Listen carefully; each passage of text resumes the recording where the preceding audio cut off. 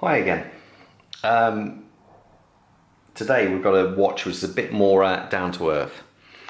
This is my Seiko Baby Monster, reference number SRP 483.5. This is referred to as the Baby Monster because people say it's not as good as the full fat one. To be fair, water resistancy it isn't. It's only 100 meters water resistant, and whereas the full fat Monster is 200. I don't have a built up Monster for you, but that's the case. This is a project I will be doing at some stage. But aesthetically, I find the Baby Monster more pleasing, and I like the fact that they're about the same width across, this being 43 millimeters. But I think the bracelet, well, not so much at the moment, but the strap looks better because it's 22 millimeters, whereas on the Monster it's 20. But anyway, at some point I'll build that up and I'll record it so you can see what I've been doing to it. This one here, I say, is 43 millimeters across. I've just measured it. Lots of places say it's 44, but according to my rule, it is 43. And it stands at just over 12 millimeters tall, which isn't so bad. It looks more than that, 'cause I say it's quite an imposing side. There's not so much going on, so it always looks more than what it actually is. Big differences with this one: it hasn't got a screw down crown versus the full fat Monster, which has, and the bezel doesn't have a loom pip, which I don't know why they did that. At some stage I've been tempted to actually drill that and fit a loom pip myself in there, a luminous loom pip, but I'm in no rush. Bezel wise, it's got a 120 click bezel. It's not the most satisfying of clicks, fine, but it's not bad.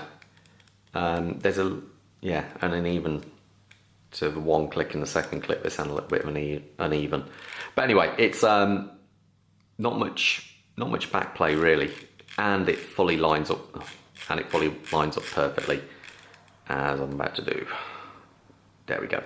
So I say it's got the hard look crystal on the front, which is typical of Seikos at this price point. Hard looks is basically a mineral glass.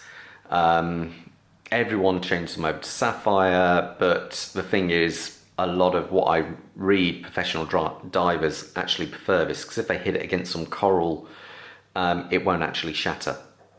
Whereas sapphire crystal is so hard that it's brittle and will shatter and destroy, and water will go everywhere and glass will go everywhere. So that's their reasoning behind it. It also has a nice display case, and with that you can actually see the 4R36A movement. It's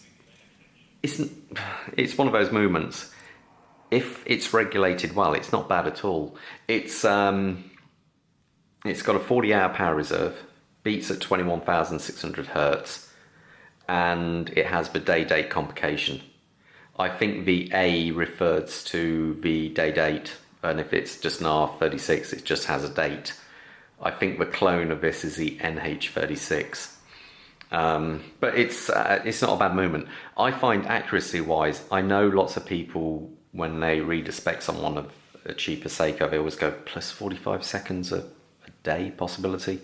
Yeah, that's crazy. I wouldn't want that. It'd drive me mad. This one runs to under 10 seconds a day if you wear it. So I found it to be perfectly okay. I've got no problems with it. So aesthetically, I prefer this to the standard Monster. I just think it looks more fun. I'd never liked the dial on the Monster. I find it's too crowded. It has an amazing loom on this watch. If I just put a torch on here now, just so you get the idea. I'll drop in some more shots as well. But the stereotype amazing loom from the Seikos it is fantastic. You'll see that all through the night. It does come with a bracelet. and that's the bracelet for it. There's nothing wrong with the bracelet at all. It's a perfectly okay bracelet, but it doesn't really do anything for me. It's so nice, has a fold over safety lock with the push buttons either side to open it. There is no dive link extension, so that's another thing which points at this not being as hardcore as the full-on monster. But again, I find it's, especially with the orange, it just looks great. It's a funky, playful watch. It just looks really good. I think I've showed it before on one of my other videos. If you dress it up, you can put leather on there, which does look quite nice. I think on my Toshi watch straps review, I think I put it on this, and it just looks so much nicer. Or I've got here another aftermarket rubber strap with a Zin deployment K clasp on there. Or if you want to go with a full hardcore version, you can put one of these Strapcode Engineer 2 bracelets on there. At some stage I have to do a review of this. This I'd say probably weighs more than the head of a watch. If you've got it on there, you certainly know about it. There's 1,000,001 different versions you can wear it on, but they're just the ones I have. If I put the watch on, give you an idea what it actually looks like on. Oh, sorry, I'm just wearing a Spinnaker Tessa Bronze, which I have done a review of before. Interestingly enough, this houses the Sellita the SW200 movement. And this being a Swiss movement, everyone always thinks is superior. I'd say accuracy-wise, it probably is a little bit more superior. But if you have to hand wind a watch, and as you've probably got an idea, I've got quite a sizable collection, so I alternate the watches around quite often, so I find I have to hand wind them when I first put them on. This Sellita movement's blooming horrible to hand wind. I actually had to send it back under warranty because it mashed up the gears when I was hand winding it once. So I'm not quite so impressed with the Sellita movement in that way, where this is beautiful. This is a joy to hand wind. That's the one good thing with this watch as well, which I should have mentioned about the movement. It is hackable, which not all the cheaper Seikos are. And it's, hand windable and hackable. So I mean by hackable, if I pull out the crown now, the second hand will stop. So it is nice in that respect. If I put it on, this strap, if you're interested, is called a Bellaris. It's from the company Bellaris, and it's one of their dive straps. I've done a video actually on these straps. It's made from vulcanized rubber. There's no silicone in there at all. I know you can get copies. Basically, this is a copy of an ISO frame dive strap, but I prefer this to the actual original ones. This you can buy on the Bellaris website.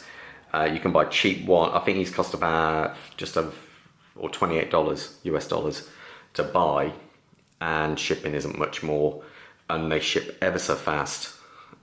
You can buy copies which are on eBay for about $10 or $12, but they're made of silicone rubber, silicone, and this has no silicone in it, so it doesn't attract dust or anything. It's very, very nice. But anyway, back to the watch. You get the idea. It does look quite fun. You can buy different dial versions.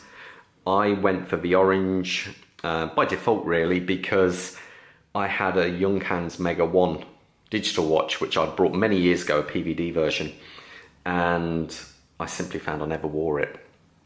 I spent more time actually changing batteries on it. So I sold that off, and for the price I sold it, I brought this. So it was just basically a swap. But because of its price, but it's not a super expensive watch, you sometimes forget you're wearing it. You don't have to worry about it. If you were wearing a Rolex Submariner, you're a bit more cautious maybe, but I'm quite cautious with all my watches. But this one, it's the kind of thing you can forget about. If you were looking at an entry-level automatic watch with presence, I think you would be pretty hard to beat this, really. Even if you went for one of the different dial variations, maybe the white one. I think the orange is probably more common. But it is just, it's a nice, it's for the price, you're getting a good name like Seiko, rotating bezel, amazing lume, and the display case on the back. And this movement, the 4R6, the 4R36, it seems like a pretty decent movement. It's a big improvement over the first one. So I quite like it. It's not everyone's cup of tea, fully understand. But if you're after a watch and you're on a budget, you might be able to pick one of these up newish in the UK for less than £200. And then you can do what you want with straps and all that. This says is under $30. Okay, these are about £100.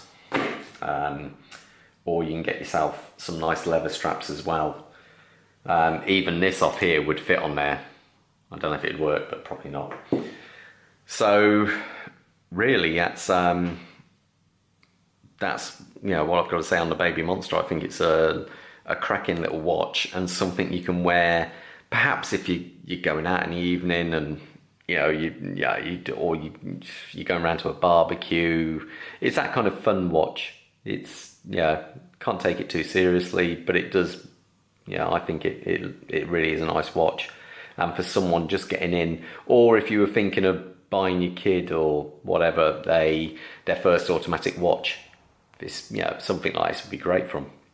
So anyway, I hope you enjoyed the video. If you do, feel free to subscribe. If you didn't, well, you can't win them all. So anyway, all the best, and I'll see you in the next video. Take care. Bye.